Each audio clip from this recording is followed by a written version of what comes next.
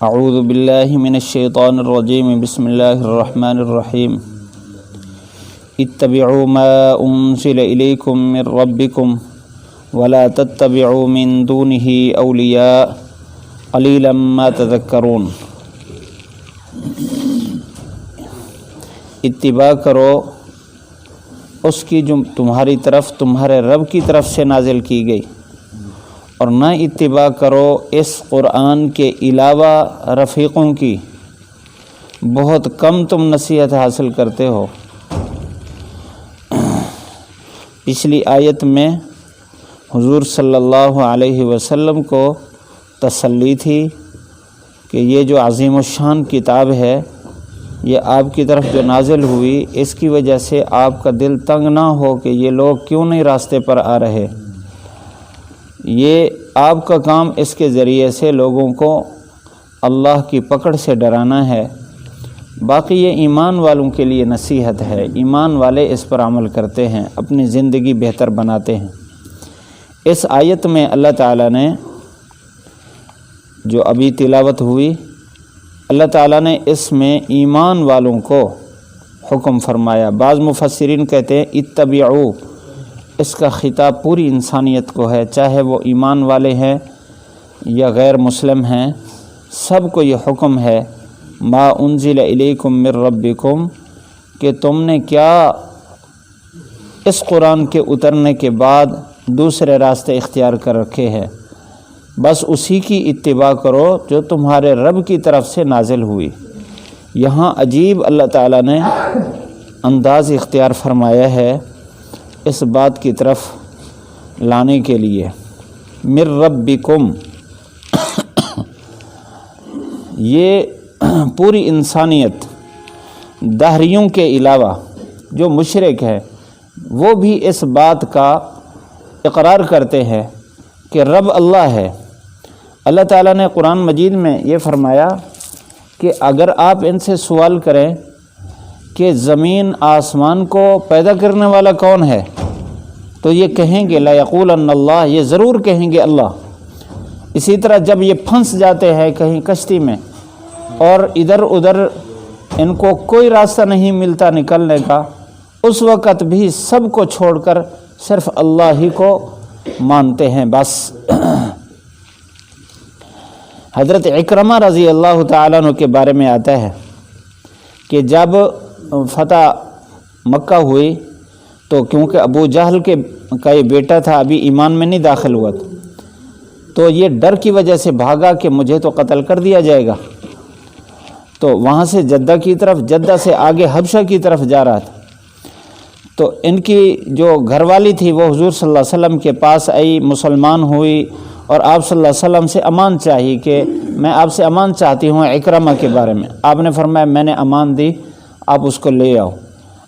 تو یہ گئی دریا کے کنارے پر، سمندر کے کنارے پر، وہاں سے یہ آگے نکل چکے تھے، بہت افسوس کر رہی تھی۔ تھوڑی دیر کے بعد واپس آ گئے وہ، وجہ پوچھی تو ایک روایت میں یہ ہے کہ عکرمہ نے کہا کہ جب ہماری کشتی بالکل سمندر کے درمیان میں گئی تو وہاں موجوں نے آ کے گھیرا، تو اس وقت ہم پکار رہے تھے لات اور عزا کو، تو اس وقت اس نے کہا، جو ملاح تھا اس نے کہا بھئی نہ لات کام آئے گا نہ عزا کام آئے گا، یہاں تو صرف ایک کو پکاریں گے تب ہماری کشتی بچے گی۔ پھر تو عکرمہ نے کہا اسی ایک کے پکارنے والے سے جو دعوت دے رہا تھا میں بھاگا جا رہا تھا، تو اگر یہاں بھی ایک ہی کو پکارنا ہے تو میں وہاں سے کیوں واپس جا رہا ہوں، تو دوبارہ دوسری کشتی لے کر واپس ہے۔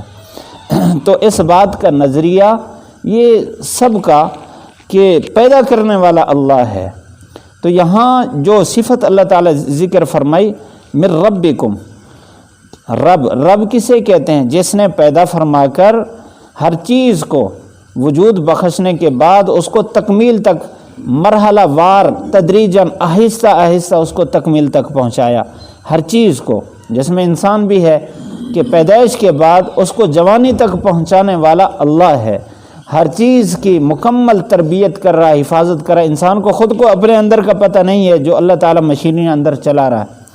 تو اللہ تعالیٰ نے اس یعنی احسان والی صفت کی طرف متوجہ کر کے فرمایا کہ جو تمہیں پیدا کرنے والا ہے اور جوانی دینے والا ہے اور تدریجاً ہر چیز کا نظام آہستہ آہستہ ترقی کی طرف لے جا رہا ہے، وہ حقیقتاً تمہارے اندر باہر کے سارے تقاضے جانتا ہے، وہ تمہیں صحیح راستے پر چلانے والا ہے، اس کے علاوہ تو کسی کو اپنا پتہ نہیں ہے دوسرے کو کیا چلائے گا۔ تو فرمایا من ربکم، تمہارے اس رب کی طرف سے جو تمہارے پاس نازل ہوئی ہے کتاب، آپ صرف اسی کی اتباع کرو۔ ولا تتبعوا من دونہ اولیاء، اس کے علاوہ کسی اور رفیقوں کی اتباع ہرگز نہ کرو۔ تو یہاں بہت بڑا وسیع مفہوم ہے ولا تتبعوا من دونہ اولیاء، اس میں جو راستے سے ہٹنے والے دوست ہیں وہ بھی اس میں آتے ہیں کہ ان کی اتباع نہ کرو، اور قرآن مجید کے علاوہ جو کتابیں، من دونہ کی ضمیر قرآن کی طرف، کہ قرآن کے علاوہ، تو قرآن کے علاوہ تورات ہے، انجیل ہے، زبور ہے، یا پھر اس کے بعد 14 صدیوں سے جو پروگرام پیش کیے جا رہے ہیں قرآن کے علاوہ دوسری قوموں کی طرف سے، یہود کی طرف سے، نصارہ کی طرف سے، ہندوؤں کی طرف سے، سکھوں کی طرف سے، کسی طرف سے بھی جو پروگرام پیش کیے جا رہے ہیں وہ سارے مراد ہیں کہ قرآن کو چھوڑ کر باقی جتنے دنیا میں رہنے والے نظام ہیں کسی کی اتباع نہ کرنا۔ اگر کسی کی اتباع کی تو پھر ہلاک ہو جاؤ گے۔ فرمایا قلیلا ما تذکرون، اس بات سے نصیحت بہت تھوڑے لوگ حاصل کرتے ہیں، زیادہ لوگ ظاہری چمک دمک کو دیکھتے ہیں، ظاہری ترقی کو دیکھتے ہیں تو اس طرف جاتے ہیں، حالانکہ اس طرف ہلاکت ہے۔ اسی صورت کے آگے میں اعراف کا تذکرہ آ رہا ہے جس لفظ سے اس صورت کا نام ہے۔ تو علماء نے، مفسرین نے لکھا ہے کہ قیامت کے دن 3 طرح کے لوگ ہوں گے، بلکہ 4 طرح کے ہوں گے۔ ایک وہ جنہوں نے خود قرآن مجید کو صحیح طور پر سمجھ کر لوگوں کو صحیح راستے پر لگایا، یہ ہے السابقون، یہ جنت میں جائیں گے۔ دوسرے وہ لوگ ہیں جو کسی صحیح قرآن مجید سمجھنے والے کی اتباع میں چلتے رہے، تو یہ اصحاب الیمین ہیں، یہ بھی جنت میں جائیں گے۔ اور تیسرے وہ لوگ ہیں جو قرآن مجید کے پروگراموں کا انکار کرتے ہیں، یہ جہنم میں جائیں گے۔ اور چوتھا گروہ وہ ہے کہ جو زبان سے تو قرآن کا دعویٰ کر رہا ہے لیکن اس میں جو پروگرام داخل کر رہا ہے وہ کافروں کے ہیں، مشرکین کے پروگراموں کو قرآن کی صورت میں پیش کرتا ہے، تو یہ وہ لوگ ہیں جو اعراف میں ہوں گے۔ تو یہاں اللہ تعالیٰ نے یہ بتا دیا کہ خالص جو قرآن پر عمل کرنے والے ہیں آپ نے ان کی اتباع کرنی ہے، اس کے علاوہ جو خالصتاً انکار کرنے والے ہیں یا قرآن کو سامنے پیش کرتے ہیں لیکن پروگرام کافروں کا سامنے لاتے ہیں، لوگوں میں گھساتے ہیں، تو ان کی بھی اتباع نہیں کرنی، اور اس سے بہت کم لوگ سمجھتے ہیں۔ قلیلا ما تذکرون۔ یہاں اللہ تعالیٰ نے یہ فرمایا اتبعوا ما انزل الیکم من ربکم، کہ قرآن کی اتباع کرو۔ حضور صلی اللہ علیہ وسلم نے امت کو قرآن کے ساتھ جوڑنے کی بہت محنت فرمائی۔ آپ صلی اللہ علیہ وسلم نے بڑی ترغیب دی۔ آپ نے فرمایا کہ وہ رات، جس رات میں رات کو سونے سے پہلے قرآن کا کوئی حصہ نہ پڑھا جائے، یہ گھر ویران ہے۔ اگر جس نے 10 آیات بھی پڑھ لی تو فرمایا یہ گھر آباد ہے۔ تو ایسا گھر اس کو ویران قرار دیا، اور ایسا نظام اس کو ویران قرار دیا جو قرآن سے دور ہے۔ آپ صلی اللہ علیہ وسلم نے قرآن کے ساتھ جڑنے کی بڑی ترغیب دی، یہاں تک کہ آپ نے فرمایا کہ جو آدمی رات کو قل هو اللہ احد پڑھتا رہا، رات ہی میں ایک روایت مشکات شریف کی پڑھ رہا تھا، قل هو اللہ احد پڑھتا رہا، تو ایک صحابی کے بارے میں یہ آ کر بتایا کہ یہ قل هو اللہ احد ہی پڑھتا رہتا ہے۔ آپ نے فرمایا اس سے بھی کیوں پڑھتا ہے؟ اس نے کہا اس میں اللہ کی صفات ہیں اس لیے پڑھتا ہوں۔ فرمایا کہ اللہ تعالیٰ بھی اس سے محبت رکھتا ہے، اور ایک روایت میں ہے کہ یہی قل هو اللہ احد اس کو جنت میں لے جائے گا۔ یعنی امت کے لیے کم از کم درجے کے قرآن مجید جو ہر ایک کو یاد ہو سکے، وہ قل هو اللہ احد سب سے چھوٹی صورت ہے، تو اس پر بھی اپنی امت کو لے آئے کہ کم از کم اتنا تو پڑھتے رہیں، قرآن کے ساتھ تعلق تو رہے۔ اس وجہ سے قرآن مجید کے ساتھ تعلق یہی کامیابی کا ذریعہ ہے۔ اللہ تعالی ہم سب کو قرآن مجید کے ساتھ وابستگی نصیب فرمائے۔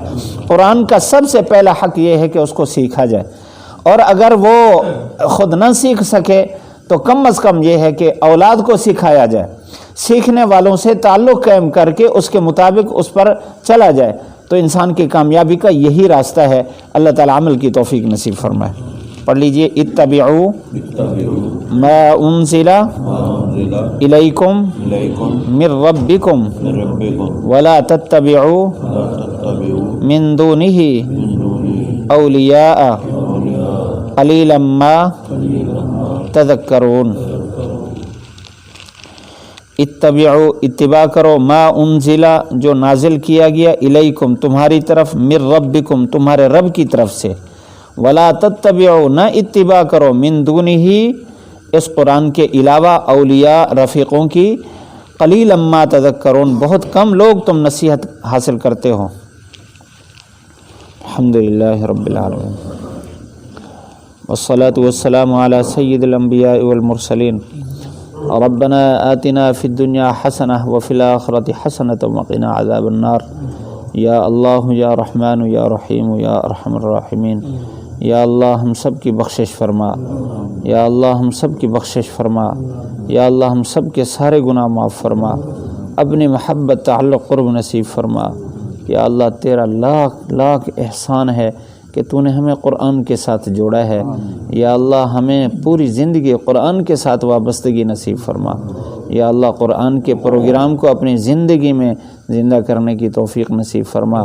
پیارے محبوب صلی اللہ علیہ وسلم کی اداؤں کو یا اللہ ساری ہماری ہر ادا پیارے محبوب صلی اللہ علیہ وسلم کی ادا کے مطابق ہو جائے، ہمیں ایسی زندگی نصیب فرما، پوری امت مسلمہ کو ایسی زندگی نصیب فرما، آپس میں اتفاق، اتحاد، محبتیں، خیر خواہیاں نصیب فرما۔ جتنے مسلمان بیمار ہیں سب کو صحت، تندرستی، عافیت نصیب فرما۔ یا اللہ بچیاں، بچے، نوجوان، بوڑھے، بزرگ، یا اللہ سب کو صحت، تندرستی، عافیت نصیب فرما۔ یا اللہ فضل فرما، کرم فرما، ہم سب کو خاتمہ ایمان پر نصیب فرما، گمراہی سے، ضلالت سے بچا، ہر اس کام سے، اس نظریے سے بچا جس سے تو ناراض ہوتا ہے۔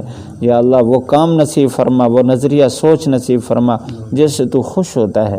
ربنا آتنا فی الدنیا حسنہ وفی الآخرۃ حسنۃ وقنا عذاب النار، وصلی اللہ تعالی علی خیر خلقہ محمد وآلہ وصحبہ اجمعین برحمتک یا ارحم۔